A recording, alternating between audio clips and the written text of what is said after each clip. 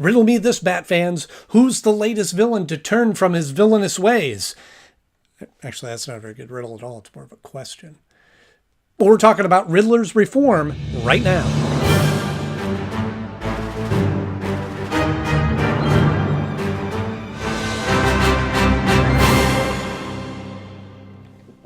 Hello friends, welcome back to the show. So glad to see you once again. And if you're new here, thanks for joining us. This is the show where we talk about Batman the Animated Series just like we did 20 years ago as kids. So I hope you'll stick around and hit the subscribe because I got a lot of things to share with you as we talk about Riddler's Reform, which originally aired on September 24th, 1994.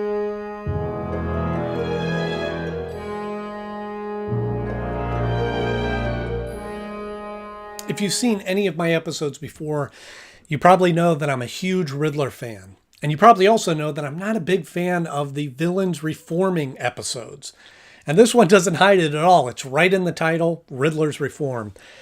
But I'm a little forgiving of this episode, and we'll talk all about that right after our 60-second rundown of the episode. Riddler is released from prison, and Batman and Robin meet up with him at this toy company and finds out that he's now reformed, and he's licensed his image to this toy company, is designing toys for them and puzzles, and Batman and Robin aren't buying it, but it looks like he's gone straight, so they go back home, and Dick Grayson and Bruce Wayne are watching TV, and they see his commercial come on, and he's dropping these hints, and Bruce goes, I think he's hinting where he's going to be. They show up, that's not the place, and then they flip the clues around, they realize, it's somewhere else. They go there, they fight these villains to stop them from stealing this stuff. Robin gets injured and is out for the rest of the episode. Batman shows up at a party where Riddler's at, and Riddler uses this two-way radio to make a fool of Batman, and then while he is leaving, the Riddler's talking to his henchman, and he goes, we got to speed this up because I think he's on to us, and so through a few more hints, then Batman arrives at this abandoned museum,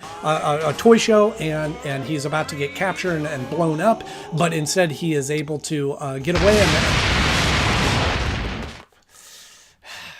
It was Riddler counting down that got me. But anyway, so he escapes. Batman uses his two-way radio right up against him again and uses that as a confession. Commissioner Gordon and arrests him. He goes, no, you got to tell me how you did it. You got to tell me how you did it. And they take him off to Arkham, and he's still screaming this. And Batman divulges to Robin that the way that he was able to escape was he dove into a safe and let the bomb explode around him.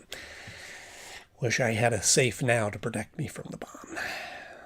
What's your point? But no, I'm not a big fan of these reform episodes, but it's almost like a rite of passage for villains. They eventually have to renounce their ways and go a different direction. Although I don't think that this is overly clever in the way that Riddler has reformed to hide his ways of committing these crimes, because it ends up just being that he's saying he reformed and is working for this toy company only as a way of keeping Batman off his back, but Batman's following right along with him and is figuring out these clues along the way. So Batman never buys it. He never believes him. So it's almost like they could have done this episode without Riddler reforming. Of course, they would have had to change the title, but... Now, I know what you're thinking, but those silly riddle crimes are a thing of the past. But in either case, I don't think that him reforming is really what this episode is about. The one thing with him working with a toy company, though, is it is kind of neat that it's kind of full circle. He was originally, in his origin story, if you're so smart, why aren't you rich? He was working for a toy company or a puzzle company or video game company or something. And so it's kind of neat that he kind of falls back into that, or the way of going straight is this other toy company really wants to work with him. And that was the reason why he turned to villainous ways in the first place. That's because Wacth makes the entire line of Riddler games and puzzles. But a couple of things that this episode has going really well for it is, one, the riddles that Riddler is using in this are fantastic. The intricacy of these clues and the way they're constructed and the way that Batman and Robin are working to figure those out and end up going the wrong way and then it turns back around is so inventive and so fun. It's time for riddle number 3175 3701. Which is why I like the Riddler so much, especially in the animated series, because The riddles are so multi-dimensional. It's not just a banner that falls down from the sky with just a worded riddle on it that they have to solve. Which, don't get me wrong, that's all fun and good.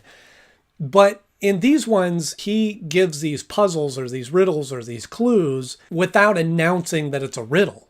Like the way that it's infused into the commercial, that if you didn't know you were listening for it, that you may have very well missed that he was even giving a riddle. But Batman, being as smart as he is and the detective that he is, knows that he's listening for that. This riddle number, I wonder why he used that. And why did he put a map up there? It's got 8 digits. And those elements are just splattered throughout this episode, and I love that. He flipped it over. What? The number. He flipped it upside down when he turned the chalkboard over. The other thing that this episode does well is it's got great film noir elements. The fact that this storm is going on throughout the entire episode is just incredibly fun to watch. And there's no particular reason that that's in there, but it just gives another layer to the animation, which, by the way, the rain animation in this is incredible. You know, it's not just white lines coming over the screen falling down, but they have that kind of blown rain where where the rain is thicker in parts and more washed out. It looks so incredible in this. He's the only one worthy of the game. And it also, the lightning gives an opportunity for one of the best exits of Batman. And I'll be waiting. But like we mentioned in the last episode, since the show became the Batman Robin Adventures, and there are some of these episodes like this one, where it feels like they just forced Robin into the episode because they had to.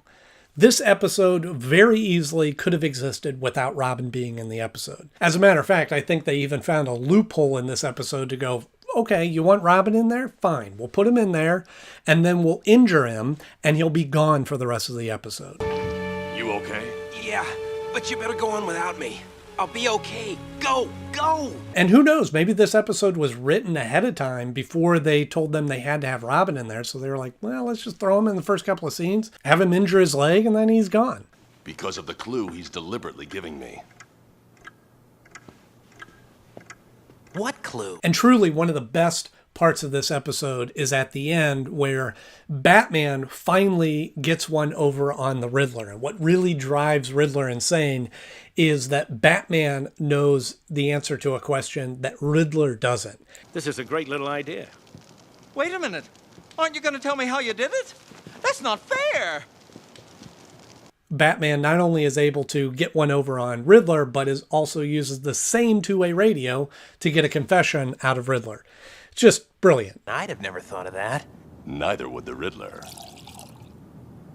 So when it comes time to rank this episode, another really solid episode that I want to fit into the top 10, but there's just so many great episodes, and I feel like I keep saying that, but every time I sit down and watch a new episode that I hadn't seen in a while, I go, oh yeah, this one is so great too. So even though this is a villain reforming episode, like I said, because that doesn't really take center stage in the story, I think it's forgivable. And Riddler's puzzles and the film noir elements far outweigh the disadvantage of it being a reform episode. So for those reasons, I have it falling at the number 16 spot of my favorite episodes so far. Just below Shadow of the Bat, because that is such a important story in the arc of Batman.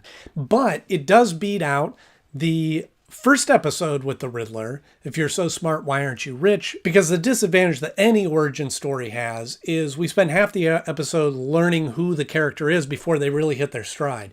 This is one of those episodes where we hit the ground running with Riddler, and this to me is one of the episodes where Riddler is really at his prime. Maybe I'm not giving clues at all. Maybe you're seeing things that aren't there.